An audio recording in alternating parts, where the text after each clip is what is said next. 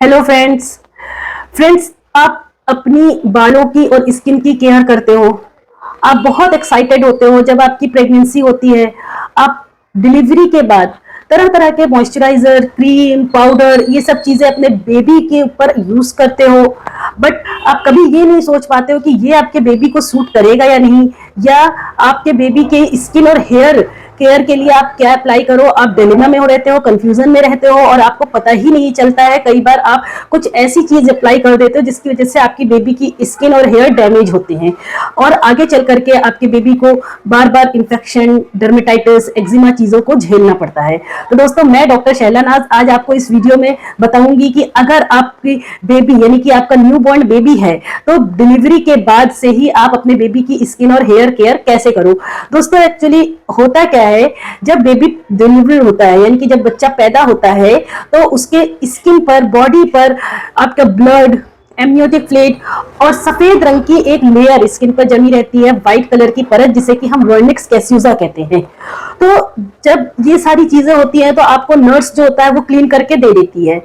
लेकिन कभी कभी क्या होता है कि ये जो वर्निक्स कैस्यूजा और ब्लड और एमनियोटिक फ्लूइड है ये ज्यादा लगा रहता है, क्लीन करने से आसानी से नहीं छूटता है। तो ऐसे में आपको क्या करना चाहिए कि विद इन 6 आवर्स आप अपने बच्चे को नहला दो और उसको, स्किन को क्लीन कर दो, हेयर को, आपके फेस को, बेबी के सबको क्लीन करो।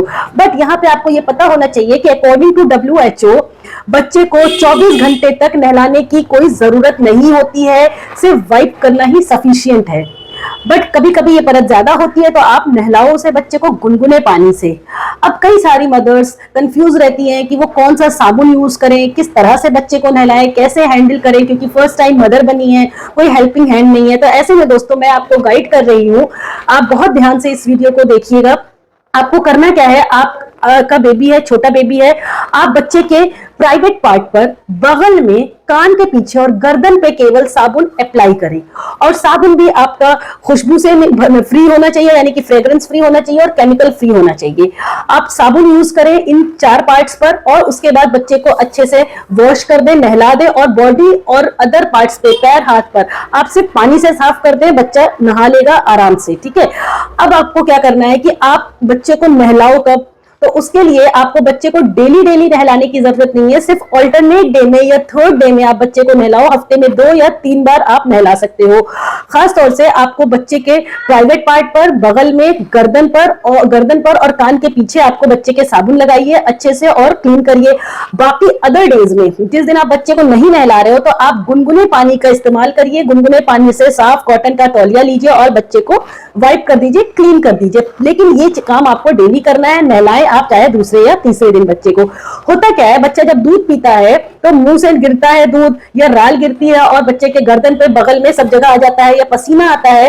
तो इसलिए आपको डेली डेली बच्चे को वाइप करना है और हर ऑल्टरनेट डे यानी कि दूसरे या तीसरे दिन बच्चे को नहलाना है। अब यहाँ पर बात आती है कि आपको नहलाने के बाद क्या आपको कौन सा साबुन, कौन सा आपको मॉइस्चराइजर या क्रीम या ऑयल यूज करना चाहिए। इसमें भी बहुत कंफ्यूजन होता है, मदर्स समझ नहीं पाती है। तो वर्जिन कोकोनट ऑयल या ऑलिव ऑयल, सिर्फ इन दोनों तेलों का आप इस्तेमाल कर सकते हैं अपने बच्चों के ऊपर, क्योंकि ये बिल्कुल फ्रेग्रेंस फ्री है, इसमें किसी तरह का केमिकल नहीं है और बेस्ट मॉइस्चराइजर होता है। ये आपके बेबी के लिए, हर बच्चे को सूट करता है।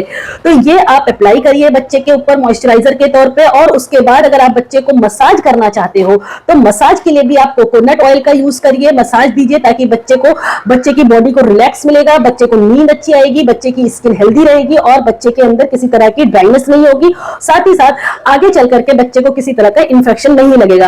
अब यहाँ पे एक चीज आपको और क्लियर कर देती हूँ कि डेली डेली आपको क्यों नहीं नहलाना चाहिए। एक्चुअली दोस्तों, बच्चों की स्किन बहुत सॉफ्ट और सेंसिटिव होती है। अगर आप डेली साबुन यूज करते हो, बच्चे की स्किन उससे इरिटेट होती है, ड्राई होती है और आगे चल करके इस तरह के बच्चों में डर्मेटाइटिस, एक्जिमा या स्किन एलर्जीज वगैरह होने के चांसेस होते हैं, इन्फेक्शन वगैरह होने के चांसेस होते हैं। अब आप ये चीज करने के बाद आपके मन में सवाल आ रहा होगा कि आप बच्चे को डाइपर कैसे इस्तेमाल करो। तो दोस्तों, बच्चे को हमेशा इको फ्रेंडली डाइपर, यानी कि जो बच्चे के आपकी स्किन को सूट करे वो डाइपर लीजिए। स्किन फिट नहीं होना चाहिए, यानी कि थोड़ा सा लूज डाइपर होना चाहिए, ताकि टाइट नहीं हो। टाइट होना शुरू हो जाएगा तो उसकी वजह से बच्चे की स्किन अगेन एलर्जिक होगी और बार बार रैशेस होने के खतरे होंगे, रेडनेस होगा, इन्फ्लेम्ड होगा और बच्चे को खुजली, इचिंग वगैरह भी हो सकती है। तो बच्चे को डाइपर हमेशा आपको साइज का ध्यान रखना है, क्वालिटी का ध्यान रखना है और फ्रीक्वेंसी फ्रीक्वेंटली चेंज करते रहने का ध्यान रखना है।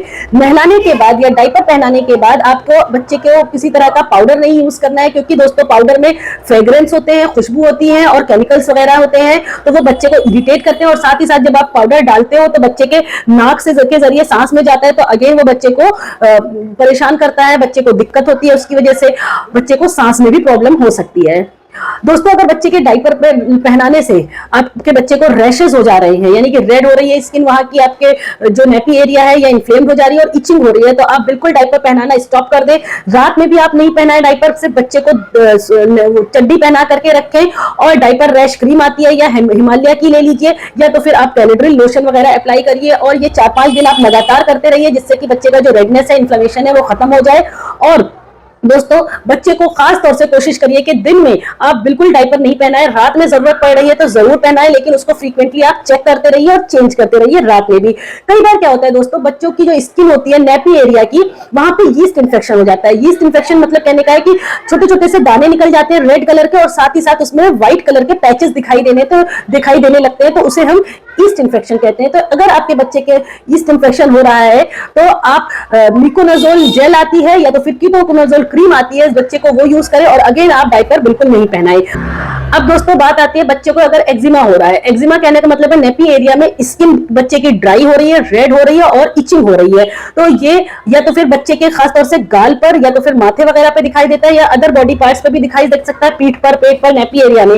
तो दोस्तों ऐसे में आपको क्या करना है कि बच्चे को सेटाफिल क्रीम लगाइए, या तो फिर एविनो आपका एक्जिमा थेरेपी क्रीम आती है, वो केवल आप यूज कर सकते हैं। इसके अलावा दोस्तों जो आपको ख्याल रखना है वो ये कि आप कॉटन के कपड़े पहनाएं, चड्डी पहनाएं। अगर आपको पार्टी वियर कपड़ा पहनाना भी है तो आप अंदर से पहले कॉटन की बनियान पहनाइए या कॉटन की कोई सॉफ्ट टी शर्ट पहनाइए, उसके ऊपर से आप अपना कोई भी फैंसी कपड़ा पहना सकते हो, क्योंकि बच्चों की स्किन बहुत सॉफ्ट होती है, सेंसिटिव होती है, और कुछ बच्चों की तो बहुत ही ज्यादा सॉफ्ट होती है, बहुत जल्दी एलर्जी वगैरह हो जाती है। अब बात आती है कि आप हेयर के लिए क्या कर सकते हैं। तो दोस्तों हेयर के लिए भी आपको क्या करना है, बच्चे को हफ्ते में 1 बार या हफ्ते में 2 बार, ज्यादा से ज्यादा आप बच्चों के हेड को वॉश कर सकते हो। और हेड वॉश करने के लिए शैम्पू जो आपको यूज करना है वो मदर केयर का शैम्पू है, नहीं तो फिर हिमालय का टीयर फ्री शैम्पू आता है, सिर्फ आप उसी से नहला सकते हो।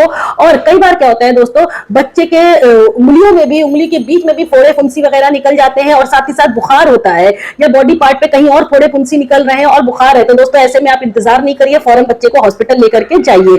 अब बच्चे की सिर पे एक क्रेडल कैप, यानी कि क्रेडल कैप एक ऐसा बच्चे की सिर पे स्किन लेयर पे आपकी परत जम जाती है स्किन पर, जो कि आपके बच्चे के दिखने में खराब लगती है, हालांकि वो किसी तरह का इन्फेक्शन नहीं होता है। आपके बच्चे की जो स्काल्प यानी सर है वो ड्राई या ऑयली दिखाई देगी, और साथ ही साथ वहां पे एक परत जैसी दिखाई देती है। तो दोस्तों क्या करते हो आप गलती कि आप उसको नाखून से खींचते हो, नोचते हो या निकालते रहते हो, परमानेंटली आप बच्चे के स्काल्प पे, सिर पे, उस पे रगड़ मारते रहते हो, तो ये नहीं करना है आपको। आपको क्या करना चाहिए, वो कोई इन्फेक्शन नहीं, कोई बीमारी नहीं है, उसके लिए आप क्या करो, रात में बच्चे के कोकोनट ऑयल लगा दो अच्छे से सिर में, और सुबह जेंटली आप शैम्पू से, अपने जो मैंने आपको बताया उस शैम्पू से आप बच्चे के हेड को वॉश करिए, और उसके बाद आप बहुत ही सॉफ्ट ब्रश लीजिए, उसको बहुत सॉफ्ट ब्रश से आप जितना निकल सकता है उतना निकालिए। अगेन आप 3 डेज बाद ट्राई करिएगा, लेकिन जबरदस्ती उसको नोचते मत रहिए, निकालिए मत, क्योंकि वो बच्चे को नुकसान करेगा, चोट पहुंचाएगा।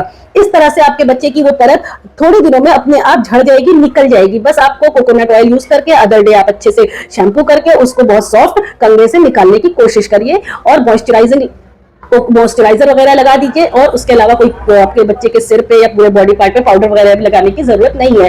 दोस्तों अगर आपका कोई सवाल है तो आप कमेंट करके भी पूछ सकते हो। वीडियो पसंद आई हो तो लाइक करिए दोस्तों, आप ये वीडियो अपने फ्रेंड सर्किल में, अपने रिलेटिव्स में ज्यादा से ज्यादा शेयर करिए, क्योंकि जिनके न्यूबॉर्न बेबीज हैं या होने वाले हैं उनको बहुत हेल्पफुल है। और अगर अभी तक आपने मेरे चैनल को सब्सक्राइब नहीं किया है तो जल्द से जल्द सब्सक्राइब कर दीजिए। Thank you.